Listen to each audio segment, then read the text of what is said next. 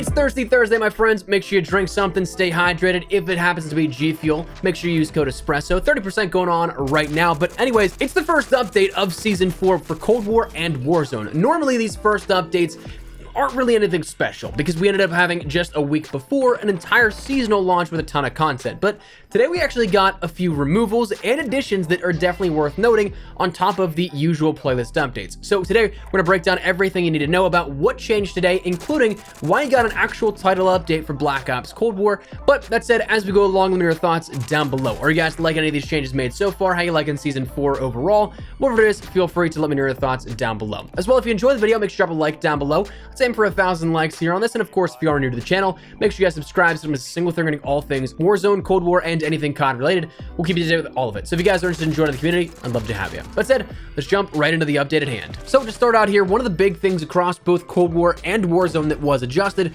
was the fact that that ground fall event, the limited time mode here, is actually offline now at this point.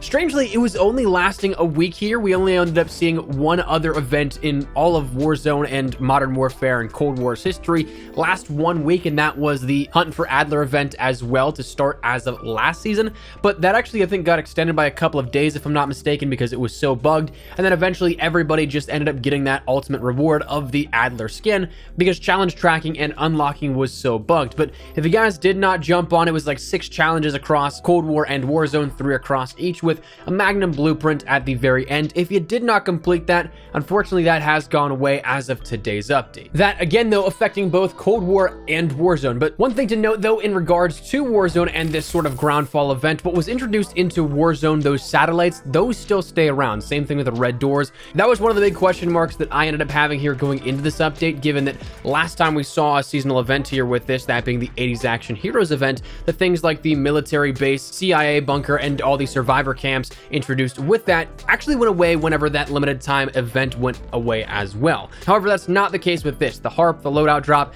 still available here with this, and maybe will be for the rest of the season perhaps, but that did not change out, just so you're aware. But talking about the lead off here with this Cold War being the premium title, and also interestingly, we did get an actual title update for Black Ops Cold War with today's update. It wasn't anything major like you saw with usual seasonal events where it's 20 plus gigabytes. This one was only about 1.7 gigabytes, varying a little bit depending on what platform you're on. But this update was primarily to do 2 things. 1, adjust league play and add in new rewards, and also 2, add in a little bit more on the back end for custom games and private matches with an MP. Now, for these league play rewards, these are in-game cosmetic rewards that can be earned in skill divisions and placements with different subsets for each. Right now, it's defined with placements to finish top 25, top 10, top 5, get a victory and finish first, have a hot streak of 2 consecutive first place finishes, blazing as 3 consecutive, and diamond as 6 total first place finishes. And the skill division rewards are 10 matches in each of the different ladders within league play, but these will offer up new charms, emblems, and stickers right now. But they also detailed in the patch notes here given with this update that later on in the season as well, we're going to see exclusive blueprint rewards, which is definitely something that may entice me to play some league play because, well, I like the blueprints way more than any charm, emblem, or sticker or anything like that. If done properly, this could be something that, just like say the Warcry camo back in Call of Duty Ghosts, was a competitive exclusive that was actually pretty sought after. So hopefully those are worthwhile here as time progresses, but that was introduced with this update. Then on the side of technical changes, we saw that one of the chamber as well as sticks and stones were added into custom games. After that, though, we ended up only seeing our playlist update here throughout Cold War and Warzone, with Black Ops Cold War introducing a handful of different game modes here at this, where there of course is Hijack 24/7 that sticks around, but Collateral Strike 24/7 is also introduced here as of this week. Also being available in Hardcore, that's something that's definitely nice, is that for some of these newer modes, we also do see that immediately they're introduced into Hardcore as well. That's been a huge help. I've been kind of jumping back onto the DM Ultra grind here within Black Ops Cold War, reluctantly I may add, but Face Off has been one of my favorites throughout Black Ops Cold War, and with Face Off 6v6, the chaos has just been amped up to another degree, and to have that in Hardcore, that's been great for camo challenges. That said, you have Hijack 24/7, Collateral 24/7, Nuketown 24/7 sticks around, as does Face Off 6v6, basics, which I'm incredibly happy about. You have the Party Games Mosh Pit, which has a sub-menu which you can pick that game of Prop Hunt, Gun Game, Sticks and Stones, and or One of the Chamber whenever you want to play it. You have 12v12 Mosh Pit, Fire Team Elimination, and also Fire Team Mosh Pit, which is a combination of Fire Team Dirty Bomb, Fire Team Satlink, Fire Team Elimination, and Fire Team Hardpoint on all of the available Fire Team maps. The only other new thing added in the way of playlist was that of a brand new gunfight tournament, which again, as you can see, as always, it's a run of 16 teams to see who can reign supreme and get some extra rewards along the way. You end up getting things like the Treasure Emblem, the Grim Voyage calling card, the Lost Treasure Charm, and finally, if you win the entire thing, you get the Captain's Grasp Magnum Blueprint. That coming along with the Agency Suppressor, 12-round mag, quick dot LED, and 5 milliwatt laser sight. The blueprint design itself is pretty cool, but it's a Magnum, so I'm not as happy or as excited as I would be if it was a different blueprint, but that's available for those that are interested as well. Jumping over to the Warzone side of things here, it's relatively straightforward. We end up seeing the removal of BR for Verdansk with that Resurgence Mini Trios, as well as Plunder Quads, the traditional variation here of it for this past week, and then re-adding in Plunder Trios and Rebirth Island of Resurgence Duos. Resurgence Quads is still around, that has not gone anywhere just yet, so just offering up a little bit more in the way of the Rebirth experience that you can experience as for this week. If you're at all curious about the Modern Warfare side of things, we have Boots on the Ground War, Gunfight,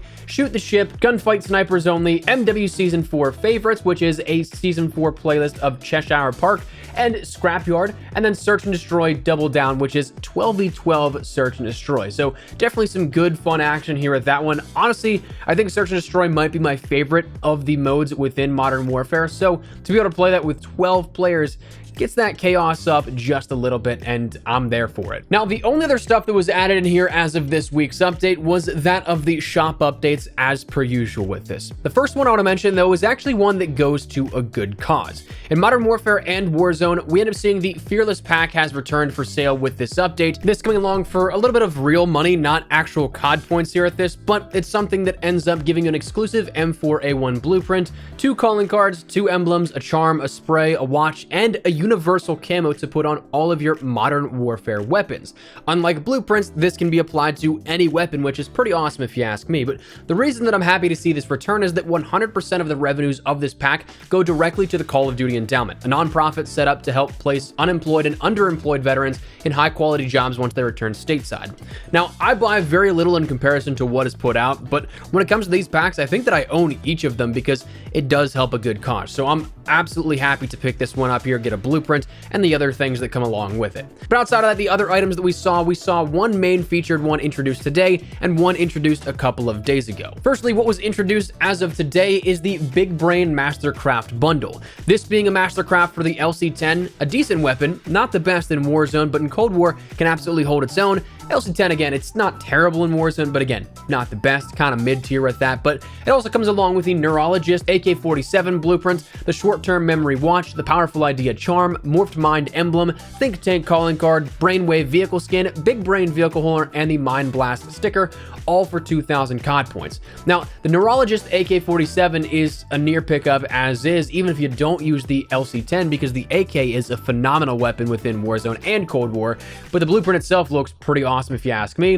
The Neurotransmitter itself, the Mastercraft, the marquee item on this, honestly looks like the concoction of a sci-fi villain here with this, but with the shark on the side of it, I can't help but think of Austin Powers with this. Sharks with frickin' laser beams attached to their heads. But outside of that, introduced earlier within the week was that of the Big Joke 3 Tracer Pack bundle, that coming along with the Greed Sim skin, the Paint Blaster MP5, the Double Brush handgun, the Art Beat watch, the Jester reticle, the Grin emblem, and the Getaway Boat vehicle skin for 2,000 COD points.